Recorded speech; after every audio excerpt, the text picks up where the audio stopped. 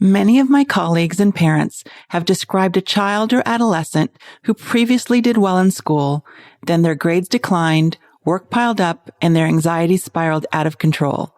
They became what Dr. Jeannine Jannot calls a disintegrating student.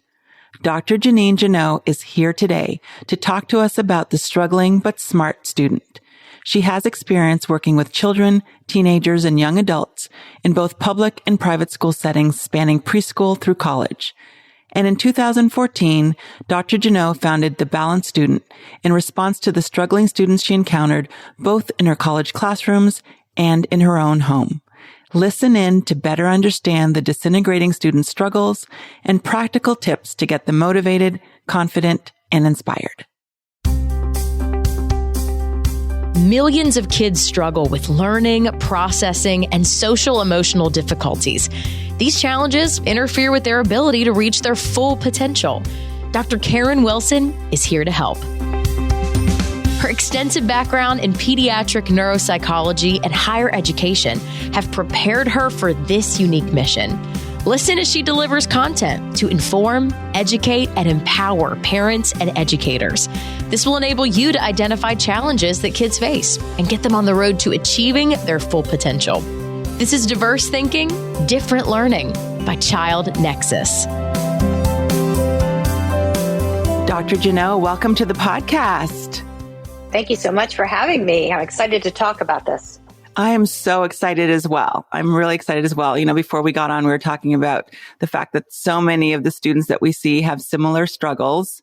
And on this podcast, we've been talking about, you know, kids who struggle with learning, with processing, with social emotional challenges. And, you know, when I was reading about you and the work that you do, I was really struck by the disintegrating student.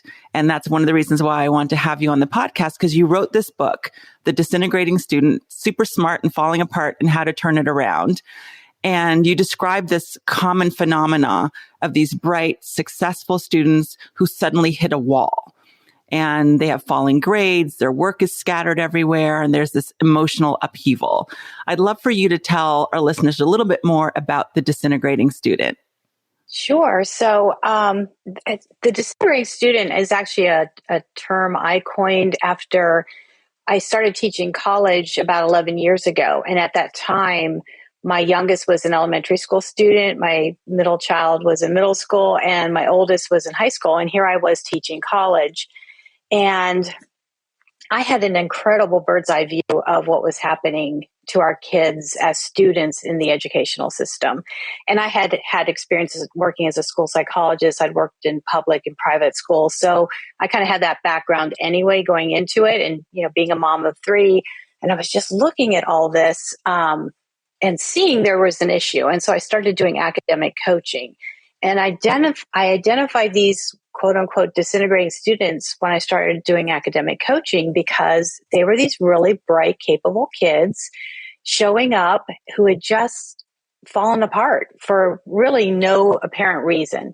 The child didn't know, the parent was confused. And what really was going on there, and the reason I wrote the book is because there's so much going on, but a big part of it was, you know, just in response to our high stakes, high pressure achievement culture, these kids eventually are hitting a rigor tipping point where the challenge, you know, it's these disintegrating students tend to be students, you know, they're very capable, sometimes identified as gifted. And they were the kids early on who could just go to school, show up, learn everything, get their homework done in class or on the bus, and then, you know, get the good grades. And they've never really had to study. And so when they hit this quote unquote rigor tipping point, this point where there is so much rigor and challenge and they're older, they have more responsibilities, they don't actually have the skill set to support taking on the additional rigor. They've never had to study. They don't really look very fondly at putting in effort because they think back to, oh, the kids who tried real hard, they're not capable, they're not smart, so that's not me, so I can't put in effort. So it's a lot of mindset kind of stuff going on. And there's a huge disconnect between what the parents think is happening and what the kids think is happening there. So that's kind of in a nutshell what a disintegrating student looks like. Okay. And so when you're kind of looking at kind of this recurring pattern of kids spiraling down, like if you're a parent and you have a child who you think might be a disintegrating student, what are some of the signs that might be the case? So some of the signs are, again, if they had a history of just sort of showing up, getting good grades, not being very, not pushing back on school, and it just really comes easy to them. And then all of a sudden, there's some inconsistencies. So the mostly A student is starting to bring home some B's or C's or, possibly even a D. Not handing in work is a big signal too, because what's usually happening there is when these bright kids start to struggle because they've internalized that they're so smart. Of their whole life, they've been hearing since they're 2 years old, "You're so smart, you did that so fast, you're this and this." When they start getting that feedback that maybe they're not smart, that really affects their self-esteem. So they self-handicap or self-sabotage by doing things like not handing in work, not studying for tests. And so what the parent sees and thinks is, what's happened? Why don't you care about school anymore? You used to, care about school and be motivated. So the parent thinks that their child's unmotivated, that they're lazy, they just don't care. And because we are so well-intentioned as parents, we jump in and say, how can I help? Do I need to have a meeting with a teacher? Do we need to get a tutor? What resources do you need? Can I sit and help you? And the child usually is like, no, no to all of that. And so then the parent thinks, okay, you must be in control of what's happening here.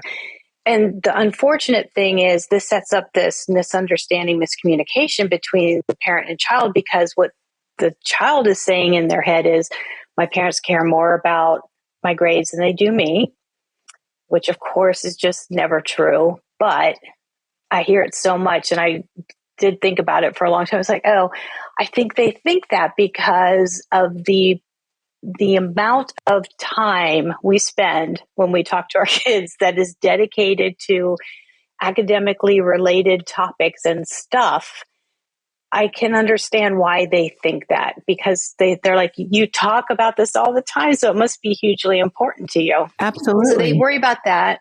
They worry they're going to disappoint their parents because, again, they've internalized being smart. The parents are proud of them for being smart. They don't want to let them down. They are really freaked out that they're no longer smart. So these kids tend to have a fixed mindset around thinking, I'm just as smart as I can be, and now I've hit my limit. And they also have no idea it's not just them. Smart kids tend not to communicate with each other when they're struggling. It's always about kind of upping the other person. So they're kind of in the dark that it's very likely that a lot of their peers are experiencing the same struggle. Right. And it's as you were talking, I'm picturing so many kids that I've seen who have their identity wrapped up in this whole idea of them being smart or them being the good student. And again, like you're saying, when they start to struggle, it really causes a lot of anxiety for them and a lot of stress, which can cause them to shut down, which is kind of what you've described. Absolutely. And you've kind of also described the fallout from that with regard to the parent-child relationship. There's miscommunication, there's misunderstanding, and that can further exacerbate, the stress and anxiety and the shutting down. And when you talk about some of the things that these students are experiencing, kind of the struggle when the academic rigor increases, as a neuropsychologist, my mind goes to those gifted kids or bright kids, or even kids with, cognitive abilities that are just as good as anybody else, but they have an unidentified learning challenge, like an ADHD that has gone undiagnosed, and maybe they were able to compensate with other strengths before, and now as the academic demands increase, they can no longer rely on those compensatory strategies. Is a disintegrating student different from a gifted child with ADHD, for example? No, I put them together because I see a lot of students who are gifted and have ADHD. Yes. And it is that, okay, I can't compensate anymore. And I see it especially in the girls. It's really interesting because the girls tend to have, that milder, less noticeable version. So it's not been on their radar. And the girls tend to come to me with more anxiety issues. And anxiety is mimicking or exacerbating any kind of executive functioning weaknesses. And so I definitely see those two things coming together. But it's just so important that it sounds like such a bad scenario and such like, oh, this is a terrible place for families to be. And it is, except for there is good news that there's something that can be done about this, because it's not that these kids aren't bright anymore. I mean, they're only going to get smarter. I mean, you know how the brain works. So our intelligence actually grows over time, and particularly during those adolescent years. So there's plenty of room for them to become even brighter than they already are. But they have that belief that, I'm as smart as I am. If I have to put in effort, if something seems challenging, if I have to ask for help, these are all signs that it's over for me. But what it really comes down to is they need a time management system. They may need some help with some organization. They need study skills and study habits, because this is one of the biggest things. These kids have never needed those things. They've gotten by with no problem. And so for them to all of a sudden, as like a 9th or 10th grader, have to study, oh my goodness, that's really bad news. They take it hard. And where I need to start with most of these kids is with their mindset. So helping them understand, you're kind of thinking about your intelligence in this fixed way. And I need you to move over to this, closer to this growth mindset, where you're going to be okay asking for help. You're going to be okay putting in some effort and trying some things and making mistakes, that you're going to view that as a learning opportunity. And that's kind of the secret sauce, I realize, because I can give skills and strategies all day long and they'll understand it and be like, yeah, I should do that. But if the mindset's not there to support it, it won't happen. And that's frustrating for them, and it's frustrating for the parents.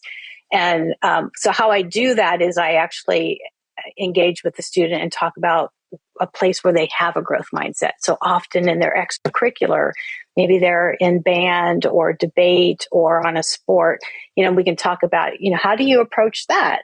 Do you put in effort?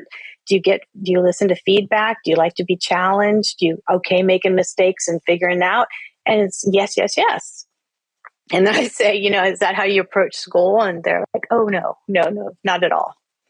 And then the other things that are problematic, not just for our students, but for us too, are sleep screens and stress. So those are all the areas that they actually have control over, making some improvements in. And that's what turns these disintegrating students around. Absolutely. And, I can see the growth mindset definitely playing a role. And I see that with students all the time, and what you're talking about, there has to be buy-in, even with asking for help and accepting that support. So if they're going to work with a coach or they're going to work with an educational therapist, they have to really buy into the idea that this is going to help them. And I love your idea of using their extracurricular ideas, because that's often how I explain it to kids who are going to have to get that support for the first time and they've never needed it before. And, nobody complains about having a coach for basketball or a coach for swimming. And, I often say, for those boys who love basketball, those girls who love basketball, and they think about their best basketball player that they know. I said, LeBron James has a coach, and this is no different. You getting a coach to improve your skills and helping you to be a better student and better at what you are doing. And so I love that example. And I think I can see how that growth mindset really plays a role in getting kids on board with the intervention and with the support. So one of the things that you've described kind of the support that students can get, because you're a college professor. I actually taught at the university level for 17 years, and I've seen those students who never needed the support until they got to college. And then all of a sudden, now they couldn't manage a lot of those executive functioning areas, organization, planning, time management. And we often, when kids are in elementary school and they're struggling with all of the things that you've described, or high school, we're quick to give them support in terms of tutoring or in terms of an educational therapist. But how can parents help? What can parents do? So, and I think that's one of the key questions, because we want to help, especially when we see our child struggle. So parents can help by helping less. And I say that because we are so, and I am guilty of everything I'm about to say. So I hope it doesn't come across as like preachy and this is easy to do. I've probably made this mistake like yesterday. So we're very well intentioned in how we want to help our kids because we love them. It's coming from that place of love and fear about the consequences, particularly as our kids get, upper middle school and definitely into high school. What are the consequences of, failing or making mistakes? In our high stakes, high pressure achievement culture, they're big because it's a data driven, success is measured in data, your grades, your GPA, your scores, your class rank, the college you get into. That's the reality for our kids and our families. And so again, I say well-intentioned helping that we're doing is not helpful, but it's coming because we live in this achievement culture.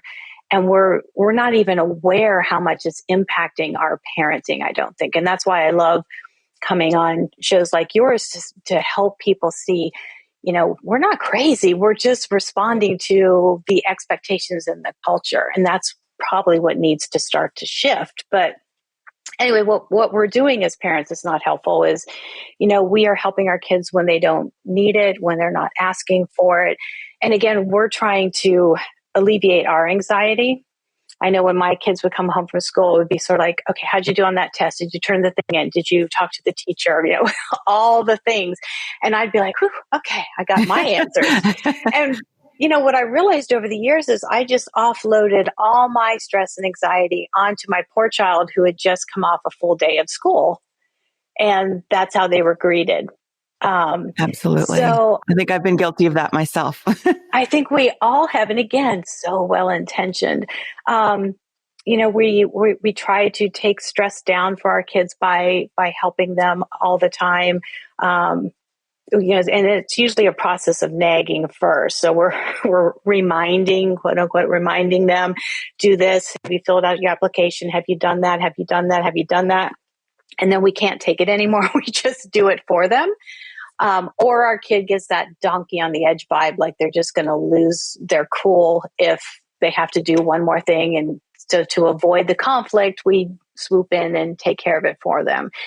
The unfortunate consequence of that is over time, when that's done repeatedly, is we're sending a message to our kids that you can't handle it.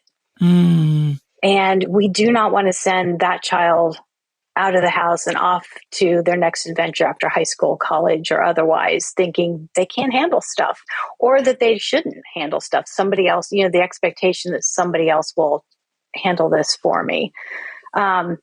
We indulge our kids maybe a little bit more. We overpraise them because we're praising them for those things that the achievement culture wants, those data points. Again, kind of giving that message that we care more about the grades. So if we can, this is really hard to do. Because it's very easy to say, you're so smart, you're so fast, you're so great. But that helps them internalize those things that they don't really have that much control over versus, wow, you really put a lot of effort into that. Or, wow, I love how creative you were with this or the direction you took that.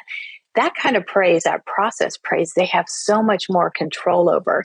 So there's just some tweaking that we could do as parents, and I think part of that comes from just recognizing why we're doing some of the things that we're doing that we feel are well-intentioned. But what I've seen over the years, and I've experienced it firsthand with my own children, is kind of the more we try to help in that way, the worse the situation gets. I mean, things don't get better, and we keep thinking they should. So it's very frustrating. It's frustrating for us as parents, and I think it's very frustrating for our kids.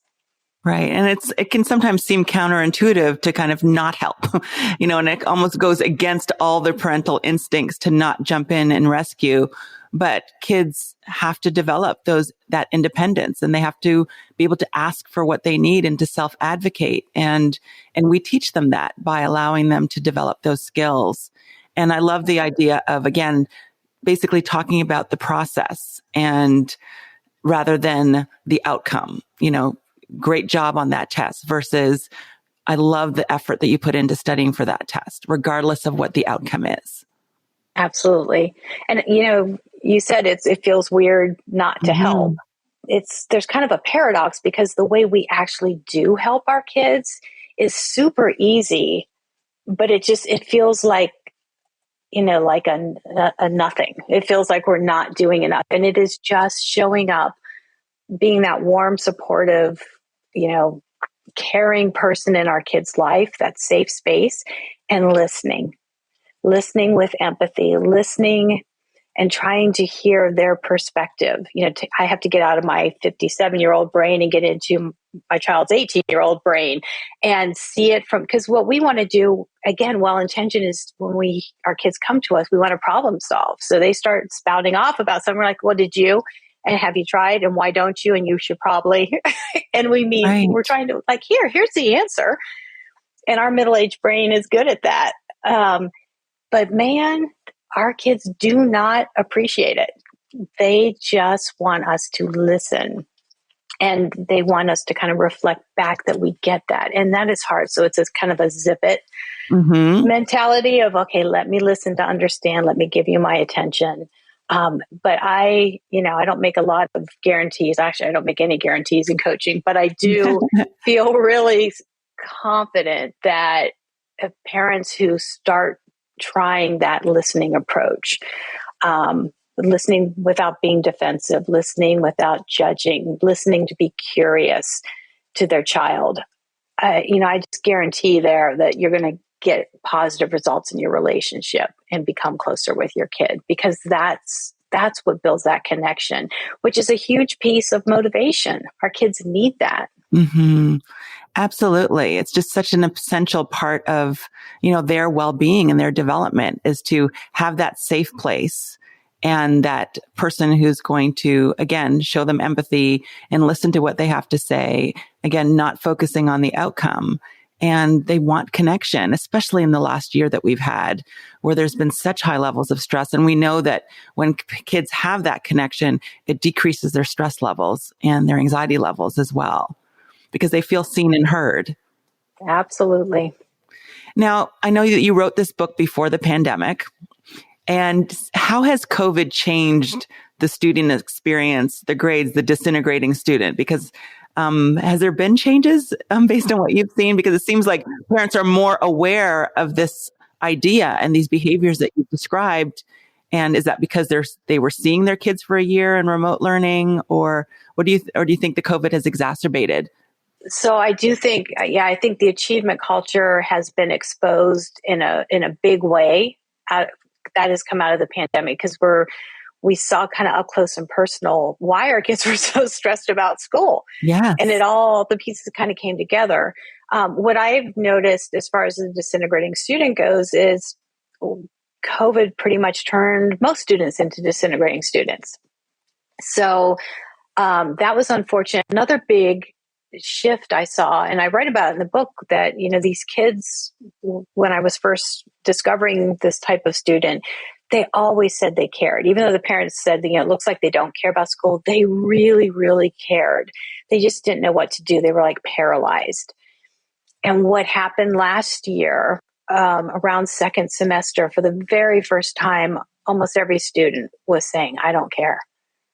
I used to care. I know I should care, but I don't care. And I really feel like that was a function of burnout. I think our kids were very burned out. They were not invested. They were checking the boxes in any way that they could, typically cheating, helping each other. There was, and the expectations were pretty low. It was just a very interesting year, I guess, but a huge struggle. And I think part of the problem this year was we had some pretty high expectations that we were going to go back and it's going to be awesome. And I think what surprised everyone is that students went back with, well-intentioned that this is going to be a great year. They kind of forgot how to do it. And they have struggled. I have seen so many students who are just trying so hard to get their student academic footing back. And schools, even though they kind of have said, we're social emotional learning, we're about student mental health and all that kind of stuff. What I've seen is more of a doubling down that we're back to business and we're just going to power through. So I think I've been disappointed this year that it hasn't been as positive as I think we all had hoped. I agree with you. And I think it's really unfortunate because I think there's so many lessons that we have learned and can learn from this pandemic and from observing our kids at home for the past year. And I also feel like there is an obsession with success. And now there's an obsession with learning loss and forcing kids to catch up. And we're putting all of this stress on them, which contributes to the anxiety. And what we really need to do is to redefine what success is in our own families and what it is for the child. I'd love for you to kind of expand on that as it relates to what you've talked about in terms of achievement culture. Yeah, you're speaking my love language because that's exactly what we need to do.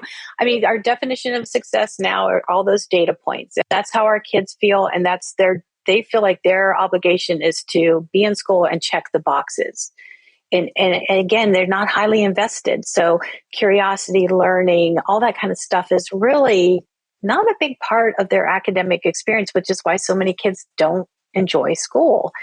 And what we need to do is redefine success. And we need to get back to, embracing things like curiosity and project-based learning and resilience and growth and we have to normalize making mistakes. This needs to be like I'd love there be a class on just mistakes 101. Let's make them, And so how we can deal with that, changing a culture is a huge ask. We're recognizing it now, I think, and I think there's movement in the right direction, but it's super, super slow, glacially slow. But what I tell families and what I did myself was, we can only control what we can control.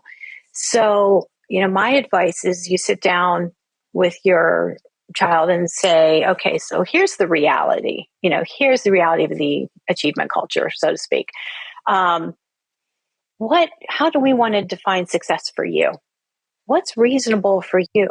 What do you want? Do you need to check all those boxes?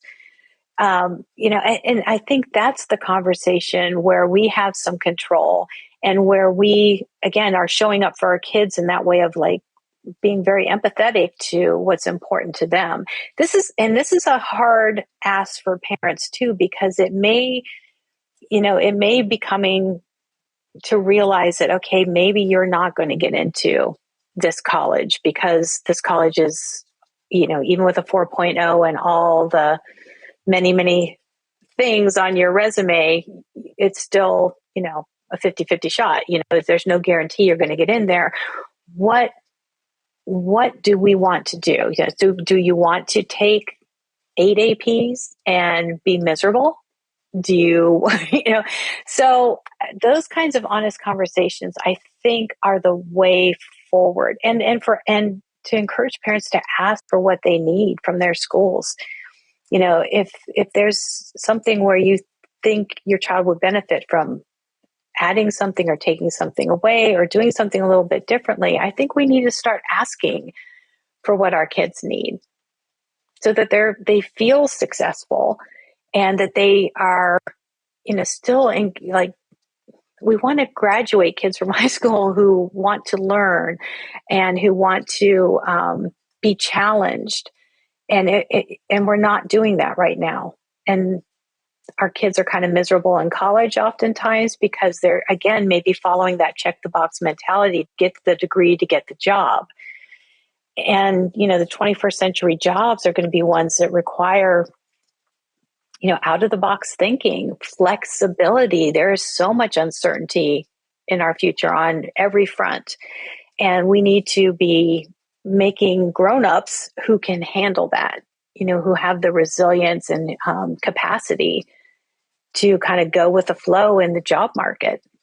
Yeah, and it sounds like that's what parents should be thinking about. How do I help my child develop independence, grow into a responsible and empathetic human being who's curious and flexible and is not afraid of failure because they see it as part of the learning process. And it seems like if we do that and support our kids in that way, then, we're going to help them in their overall well-being, academically and from a social emotional perspective. I agree.